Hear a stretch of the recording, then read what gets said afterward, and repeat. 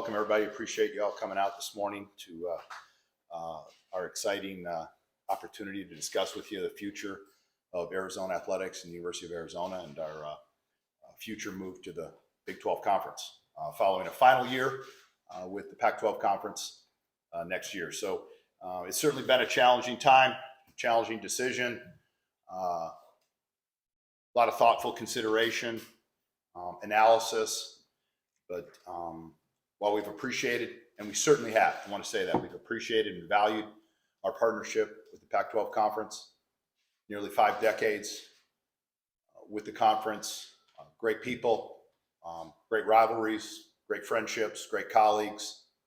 It was about the future. It was about stability, both financially and competitively.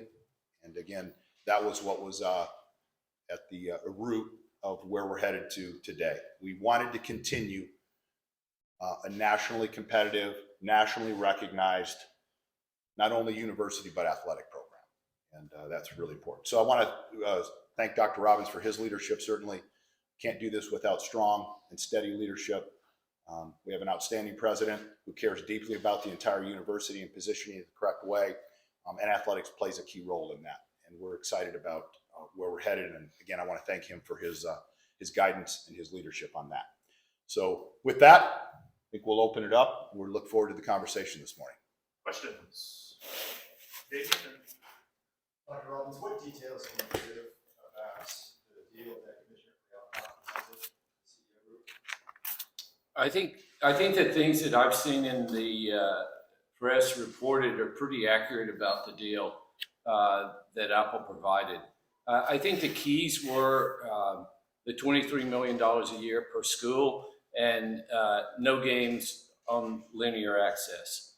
I think those were the two things that were problematic for people when they were evaluating the long-term sustainability of the contract, and of course, that it was subscription-based. How might this impact academic and athletic recruits coming in from California? I think we'll continue to recruit well in California. I think a lot of students do come here because of athletics, meaning not just the players, but because of the experience. Getting to go to a game in Arizona Stadium or McHale, or go to a softball game or swim meet. But I think we'll always recruit well in Southern California and all of California and the West. But as Coach Fish has proven, you need to recruit your own backyard. We need to always recruit first in the state of Arizona, and then continue to do the great job we've done in California. I don't think this move hurts that at all, but I'm not an expert on that. I am very, very excited about this move to the Big 12. It's going to be an exciting new direction for us. Obviously, I've been a Pac-12 guy for a long, long time. Even growing up as an SEC guy, watching Pac-12 games. And, my hope some way, there's a way to keep the conference together, but without a TV deal and with just a few schools left, then I think that it's going to be a problem. But I am very excited about moving to the Big 12. Go to Brian and then Michael. Brian Peterson, AZ Business Forum. Dave, have you run any preliminary numbers on how this could change costs for travel, in particular the non-major programs that would be traveling commercially that don't use charter?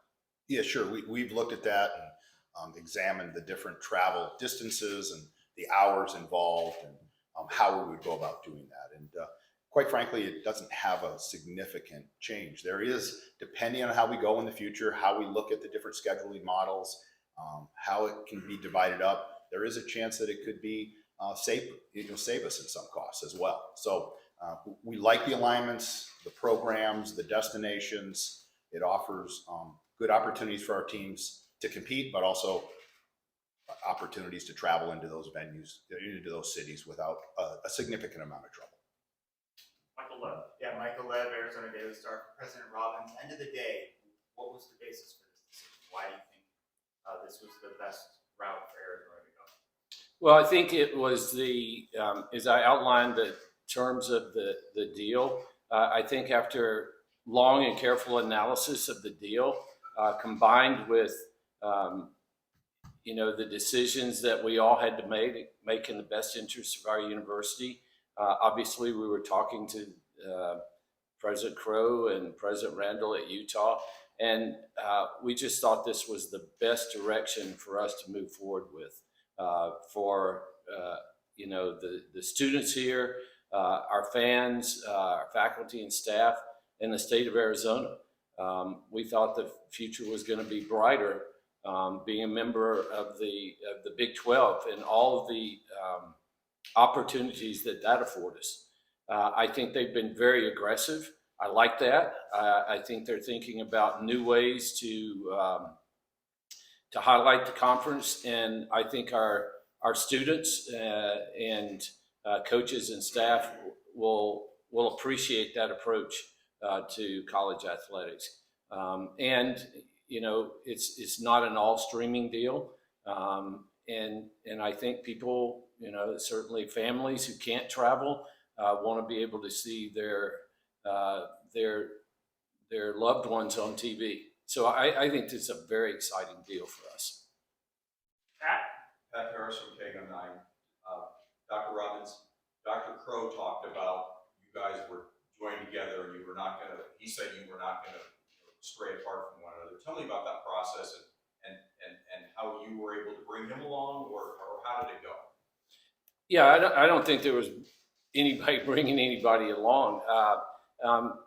This was something that I thought the two of us thought it was in the best interest of the state, for both of our universities, for the rivalry, for us to stay together. I mean, I watched what happened in Texas with Texas and Texas A&M, and you saw Coach Gundry get pretty fired up at the press, the media day for Big 12 about, Oklahoma made the decision to leave us, and Bedlam this year is going to be real Bedlam. This will be the last one for a long time. I hope they'll continue to play. We didn't want to get into a situation where we just kept the Territorial Cup forever because we got it. We wanted to stay together, but the Regents were very supportive and really liked the fact that we were interacting so much. I mean, hundreds of calls between the presidents and others over the last several days. It was really interesting. On Saturday, I had no calls. My cell phone did not go off until about 7:30. President Randall called and said, "Yeah, I've been talking to you like every other minute, and just wanted to see how you're doing, all this stuff." And I was going to text you and President Crow. So it was pretty intense. I kind of like the grind of it and trying to get something decided, because we got to move on. The next episode is this year. We've got to play this thing out and go out, hopefully winners. I always say the goal for every team is undefeated season. And that, of course, is not possible, but that's where we all start. And so I'm looking forward to finishing this season out strong with the Pac-12, but very excited about the new journey and the next episode with the Big 12. We'll go to Doug and then David. Doug Howard with The Athletic. Dr. Robbins, was Oregon and Washington's decision to leave the Big Ten, was that the final straw that kind of pushed this decision toward the Pac-12? Yeah, I think at the end of the day, look, we were, I think we were all expecting Friday morning, we were showing up together to sign in blood our grant of rights over to the Pac-12 conference. And, we were notified by, I guess they must have split us up. I got called by one of the presidents and said, "Look, this is tough, but we came to an agreement with the Big Ten, 10 minutes ago, and I just want to give you heads up before we get together as presidents and chancellors that we'll be taking our talents to the Big Ten." President Robbins, David Kelly, Rob Gasseria, 1291. background can you give us on when you initially started talking to the Big 12, how those conversations progressed along, were they strictly with Commissioner Yormark? And for Dave, just what is your message to members of your fan base who are unhappy about this? Yeah, I'll go first. When it started, I don't know when it actually started. You know, I was in Texas for 4.5 years, and I got to know a lot of presidents and chancellors down there. I would say when I got to know them really well was a few days after Oklahoma and Texas announced they were leaving, because they were in the same situation. They were looking for a home, and you know, I thought that would have been a great idea to take the 8 remaining schools, bring them in, would be Pac-20. It didn't turn out that way. But I started developing relationships with those presidents and chancellors then. And I think you all know that Bob Bowlesby is one of the most respected leaders in athletics, I would say, in the last quarter century. And we happen to be long-term friends. And so I started talking to them then. But I think for this particular, flip the table, we're going to them now. I would say over the last 6 months, there have been people reaching out who I have, good relationships with, and I think I only talked to our new commissioner one time. I think at the Final Four was the only time I remember actually sitting down and talking to him. And I've been consistent in what I've said in the press. I can't think about entertaining an offer from the Big 12. I don't even know what our deal looks like. And I want to give that my full attention and see what the deal looks like. And I think all the presidents and chancellors in the Pac-12 did that. And I think Oregon and Washington certainly did that. And at the end of the day, I think it was just not a strong enough deal for everybody to stick together, which is unfortunate. David, what was And David, just what's your message to your fan base, the members of your fan base who are unhappy about this? Well, again, as Dr. Robbins mentioned, our intention all along was to see what the Pac-12 could pull together, what that deal might be. Ultimately, though, this is the environment in college athletics is moving quickly. It's changing. We've got to be able to adapt. We need to make sure that we can put the university and our athletics program in a position to be nationally recognized, nationally competitive, to allow our student athletes to compete at the highest level. Those are critical to our athletic program. So when I look at it, it's about sustainability. It's about stability. It's about guaranteed revenue planning. Those are critical for having a balanced and an appropriate athletic program. And I think this grows our ability nationally. We have opportunities to be exposed in all the different time zones across the country. We compete, in a way, coast to coast. I think it can really help our program grow as well. So fans have the opportunity to be engaged at a whole different level. Finally, we're on platforms, both linear and direct to consumer opportunities that really allow our fans, our alumni, recruits, parents to see this program at a very high level on a regular basis. Go Mike, and then Jason in the front. Dr. Robbins, what's your opinion on Brett Yormark and just getting to know him? I think he's very engaging, very aggressive. As a heart surgeon, I like that. He has a set of goals he wants to achieve, and he does it in consultation, as I understand from my friends in the Big 12 with the presidents and chancellors, in consultation with them, and collectively they've got a vision for what they want to see the Big 12 evolve to, and I like that aggressiveness, and just in the times that I've talked to him, we've had very positive conversations. So I'm looking forward to his leadership. Jason Chair, Law County Authority. Since late last week, there's been a lot of blame, network, schools, all that. Who do you point to, or where can you point us to why this is all going on now with realignment? For either of you. Wow. How long? We should talk later. I mean, that's a long conversation. You know, we want to get into the whole, media industrial complex here. I mean, we want to open that up. I think that to blame. I think if people want to start blaming people, there are plenty of people to blame. You can make your own narrative, which many people have. But I think the no question that the media companies have had a big influence on this. You know, I would love to see the day when the university presidents and chancellors said, "Wait a second, we're pretty smart here. Why don't we organize ourselves and we're in control?" I don't see that happening for a while, but that would be the goal, right? Is we would be the ones that were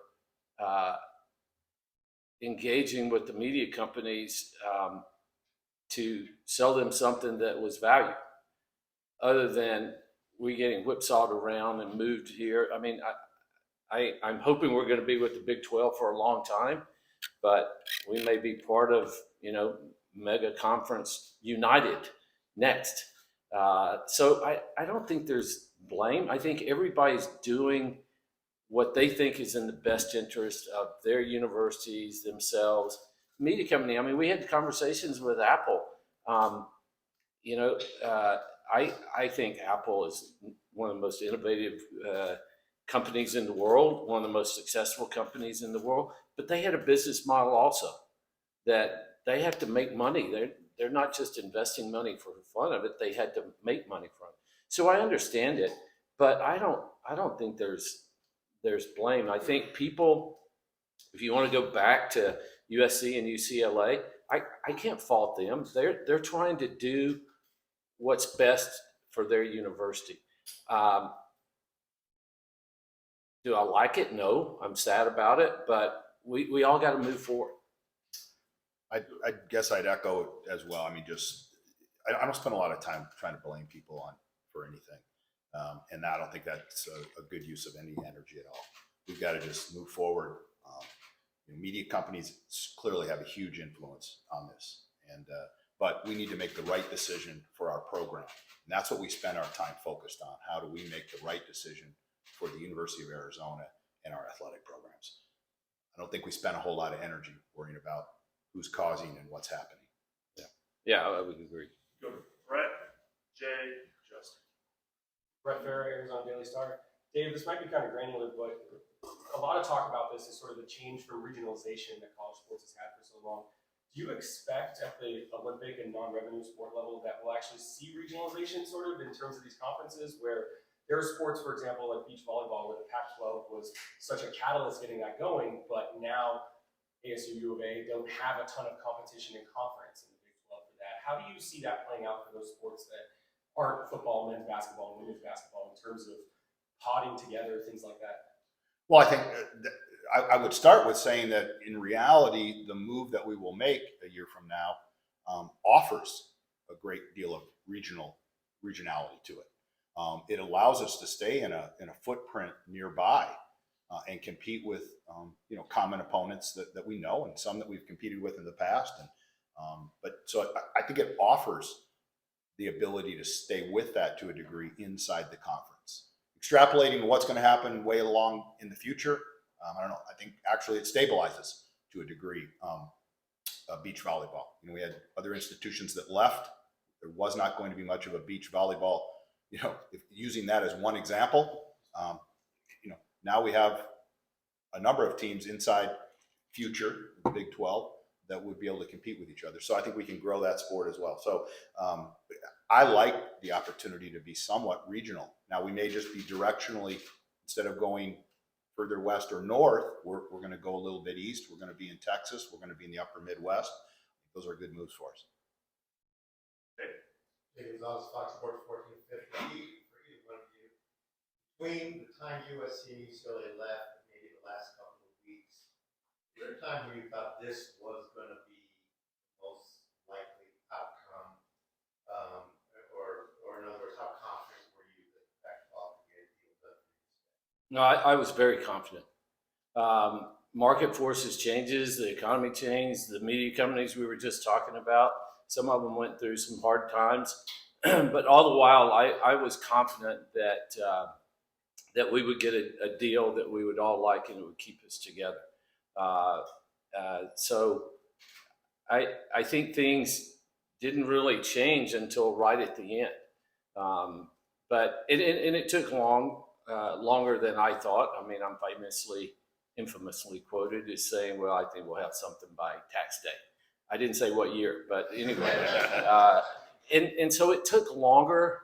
And I think the longer it took, I actually thought the longer it took, the more that the media companies could turn their temporary bad fortunes around and come back to the table, the economy would get better. So I thought the longer we waited, at least more recently, the better that would be. But there certainly came a time when we had to do it, because I kept saying, oh, we got another year. We got another year. Well, now we're inside a year. So I think, and all of you, you were ready to move on and close that chapter of writing about it and get on to writing about the upcoming season, which we are very excited about. I think this, ironically, could be one of the greatest seasons in Pac-12 football, at least since I've been around. Justin Spears from the Arizona Daily Star for both of you guys. What do you think about just the traditions that are in the Big 12 conference, and what non-ASU rival do you see unfolding for Arizona? Ooh, I haven't thought about that one. Well, there's, if you're from Utah, yeah, you should go up to Utah and cover that scene. I mean, I'd love to know what's going on up there, but think about it. BYU and Utah get back in the same conference again. That's going to be, it's always been a rivalry, but now they're in the same, they will be in the same conference. Obviously, we're going to have the Territorial Cup in ASU, and I think that people in the Big 12 respect that kind of thing, and I think there'll be a lot of people that'll be interested in what happens in that game. Bedlam, that's one that's going away for them because they're going through all this stuff. So I don't know. I mean, obviously ASU is going to always be our biggest game and rivalry game. But, I haven't done the math on how far or looked up how far it is to Lubbock, but Texas Tech is pretty close to us. Oklahoma State, they're looking for a rival. Maybe we emerge. And I just have to say, we haven't talked much about academics, but we've had, going back to the question about relationships and how long have we been talking to Big 12, we've got an incredible partnership with Oklahoma State University. And I believe in the next 3 to 5 years that this partnership with them and the University of Arizona will produce a non-opioid, non-addictive analgesic. We already are working together on a more powerful antidote to fentanyl, and you know how many people are dying from fentanyl. So there are academic and other reasons why this partnership is really good for us. But I don't know, Dave. I should have thought about that more before today about what the rivals are. Let me run through my head, and I may blurt one out. All right. Well, one, I'd say, hey, there's some really neat new destinations for our fans, our teams, our players, our student athletes to experience. I think rivalries, certainly the group up north is our main rival, and that will always be an incredibly important game on all of our schedules. But I think rivalries happen organically, competitively. I think there's nuances inside of each one of our sports that could drive them to have rivalries within the new and expanded Big 12. And I think that's what will be fun to watch that grow through the years. Yeah, Anointing certain rivalries, I don't know. I think partnerships and continued collaboration will be really important as we go forward. I was telling Dave the other day, I was walking over to his office and we were just sitting around. We sat around and whiteboarded and what if a lot. What do you think's going to happen with it? But one that I don't know if it'll be a rivalry just out of the sheer fact that when I was saying to Dave when I walked in McHale, wow, if this goes one way, Kansas will be coming to McHale, and we'll be going to Fog Allen. That one in the immediate term, that's going to be intense rivalry. So do you see them as the new UCLA? They're different. They're different, but they've got great universities across the board, and they've got great programs in both football and basketball. I think I have this right. If you look at the preseason top 25 football teams, if you include Texas, they've got 4. Without Texas, they've got 3, and we've got 5. Including USC, and without USC, we've got 4. So there's good football in both conferences, and I know Coach Fish is very excited to compete in that league and to get into Texas and start recruiting more. He already is doing it, but I don't think we fall off that much in California on the recruiting, as I said earlier. But yeah, I think early on. Story programs, Kansas and Arizona basketball, people will want to show up for that one. Then just time for 2 more, Michael and Brett. Just to clarify something that you said earlier, there were reports that you guys were pretty much done deal with Big 12 Thursday night. I don't know whether those are true. That's not true. Not true? No. Okay. You also said that you basically didn't like the certain elements of the Apple deal, but you were still willing to sign on Friday if everybody agreed to do it. Is that true?